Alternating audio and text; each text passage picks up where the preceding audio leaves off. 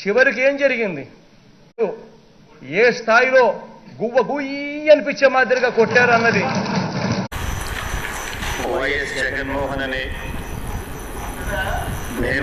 జగన్మోహన్ రెడ్డి అనే నేను శాసనసభ సభ్యునిగా ఎన్నికైనందున